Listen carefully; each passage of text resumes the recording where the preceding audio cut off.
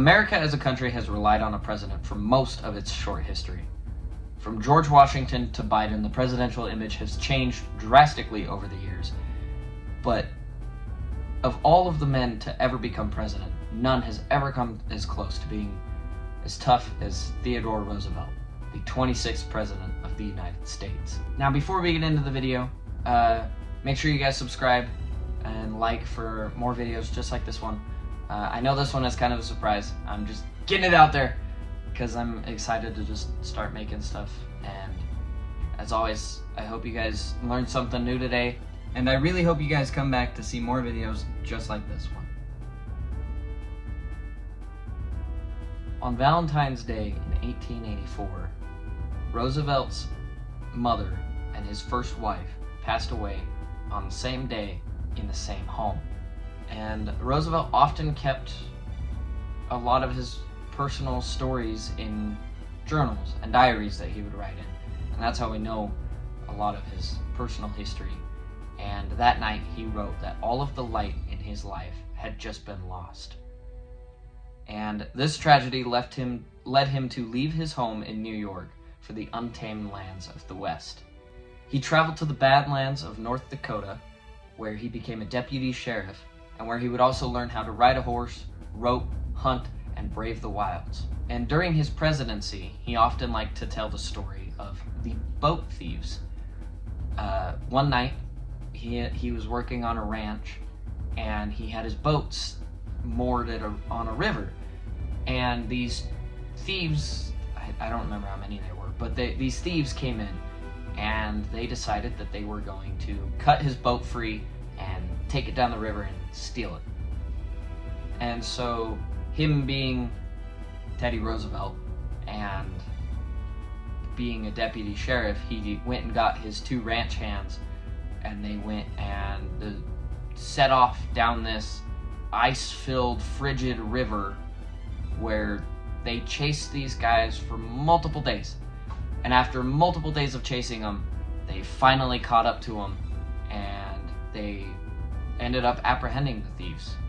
And I think this is funny because it's like it's an early example of the person that Roosevelt was on a path to becoming.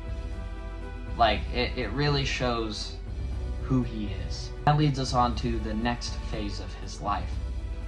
During the Spanish-American War, he served as a lieutenant colonel for the Rough Riders Regiment and led a charge during the Battle of San Juan, quickly establishing his reputation as a war hero. The Rough Riders were created by Roosevelt and Colonel Leonard Wood. They sorted over 23,000 applications from people who wanted to join their regiment.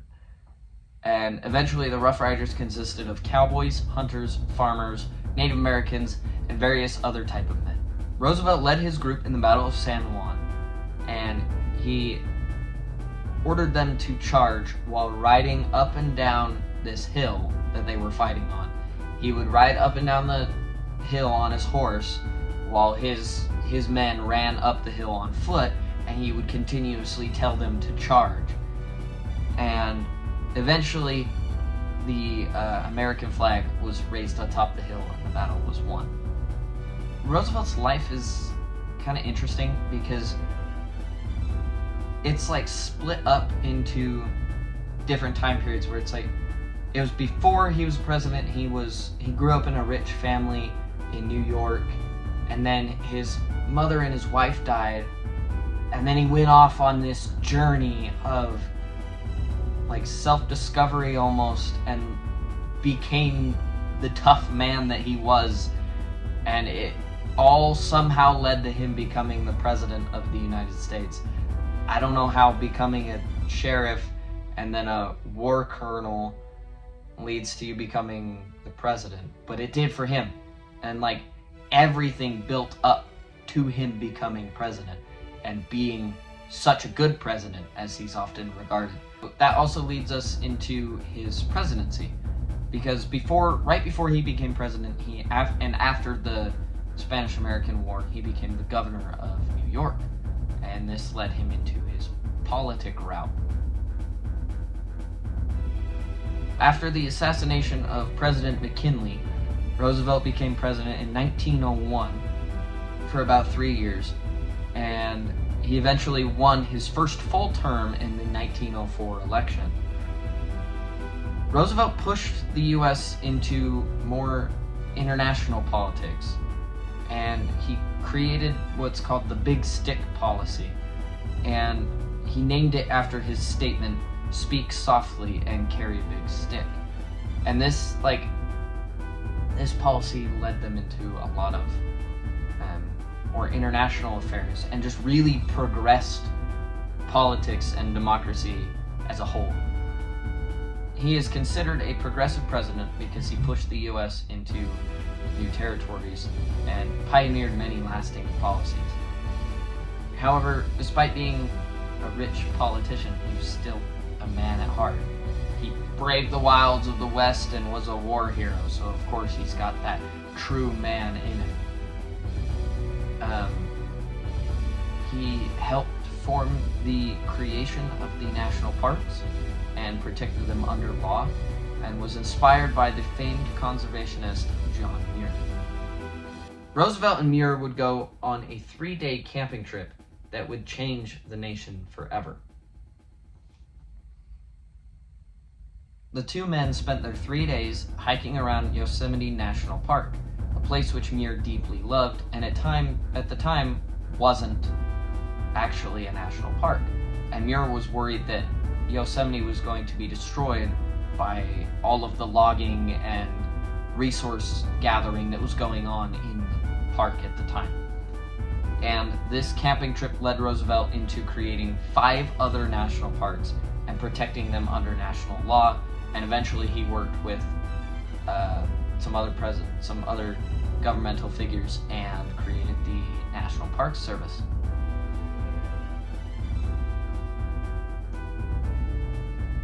In 1909, President Roosevelt left his presidency to go on an African safari. I don't know why. He wanted to go to Africa, and he, even before he was a president, he felt this urge to prove himself as a man every time he messed something up or something went wrong. He'd have to go on these grand expeditions to prove himself as a man, and I guess this was one of them. And after this adventure, he came back to the U.S. and jumped right back into politics and ran for president again. But this time, instead of under the Republican Party, he created his own party called the Bull Moose Party. And during one of his rallies, he was walking through the crowd when all of a sudden someone pointed a gun at him and fired. They fired, shooting him in the chest and knocking him on the ground. He collapsed, and everyone heard the shot and were freaking out. And then he immediately stood back up, assured everyone that he was okay, and carried on up to the stage. Now this would be the moment that really defines him as a person to me. This is the moment where he shows that he was really the toughest man alive at the time, especially in U.S. history. He did a lot of things he did a lot of political things that were really great for the country and progressed the U.S. But deep down, he was just a real man, and I love that about him. And that this is the moment that really, really shows that. As he stood up on the stage, he began his speech with 2 lines. "Friends, I shall ask you to be as quiet as possible. I don't know if you fully understand, but I have just been shot." And after he said this, he unbuttoned his jacket to show the bullet wound in his chest. And the only reason why he survived was because his glasses case and his 50-page speech were in his pocket, and they stopped the bullet from penetrating all the way through. Now, fun fact about this bullet is it was in him till the day that he died. The bullet got lodged in his ribs, which they would later find out when he sought medical attention. And it stayed there forever. Like, it didn't do any damage to him. Like, it just stayed in between his ribs. When he pulled out his speech and unfolded it, it was covered in blood, like dripping with blood, and it had 2 huge bullet holes straight through the middle going through each page, because it was right where he got shot. It was part of the only reason why he was alive. After he ripped open his jacket and unfolded his speech, he said, "It's going to take a lot more than that to kill a bull moose." And after that, he simply apologized for the inconvenience and carried on and did over an hour-long speech, and then walked off the stage and went to the hospital, and they told me he had a bullet lodged in his chest. But how crazy is that? Like, he was like, I don't remember the exact quote, but he said that, "I'm sorry, because I've just been shot, this speech won't be as long as I wanted it to, but I'm trying my best." Like, he simply just apologized for getting shot in the chest and went on with the speech. And eventually, sadly, he would lose the election and never run again. After he lost, he felt that he had to prove his manhood once again, like I said earlier. So he decided to go on an expedition down an unmapped river in the Amazon with his son and a big expedition crew. And during this expedition, he contracted malaria, got bit by a coral snake, and suffered a traumatic leg injury after, like, getting his leg lodged in between a log or hitting it on a rock or something. They came to, like, a blockade in the river, and they had to carry their boats. And while they were carrying their boats, he, like, stepped wrong, and it, like, tore up his leg, broke his leg pretty much. And this expedition was over 1,000 miles long and was a multiple month journey. And he even said, like, after he was delirious from all of the stuff he experienced, and he could have very easily died. And he was telling, like, his son and the rest of his crew members, like, "Leave me be, like, let me die, like, just leave me here and let me die." But his son refused to leave him behind, and so he just finished the journey and then made it back to the US and recovered. But yeah, so those are just some of the things that I found really crazy about Teddy Roosevelt and what I think make him the toughest man in US history. And if you look him up, a lot of articles say that as well.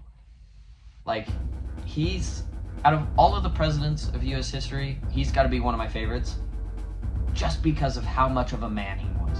Like, he really set the bar for what a true man was, and especially a true man involved in politics. And he did so much for the poor community, like poverty-stricken communities. He did so much for national parks and conservation. He did a ton for foreign policies. Like, another story that I didn't really get into was his he went on a Navy world tour, and he was told that he couldn't go all the way around the world and that he could only do half of his tour. And so he took a route specifically designed so that the Navy would run out of gas and that he could continue his world tour. And he did this world tour because he wanted to show off his brand new Navy, because it was when the new warships were being made. And the US completely revamped their Navy, and he painted them all bright white, and it was almost like a parade. Like, he loved to show off his Navy. And so he wanted to take it on a world tour, and they told him no, so he found a clever loophole to finish off he ran out of gas, and he's like, "Sorry, you gotta give us more gas, we're never gonna make it home. Either I come back and you lose your Navy, or you give us gas and let me finish the world tour." Like, he was just such a cool president, and I really enjoyed learning about him. Thank you guys for watching this video. I worked really hard on this one, and I'm super excited because I have another episode in the works already. It's going to be a lot bigger than this one and any other one that I've done before. even though I've only done 4 of them. It's going to be a lot bigger and hopefully a lot better than the other ones. So that'll be out in a little while because I'm leaving, but I'm planning on, I have it in the works right now, so I'm planning on getting that out as soon as I can after I get back. And so super excited for that one, and I hope you guys stick around for it. Subscribe, like, comment what you guys thought, and as always, I hope you learned something, and I'll see you in the next one.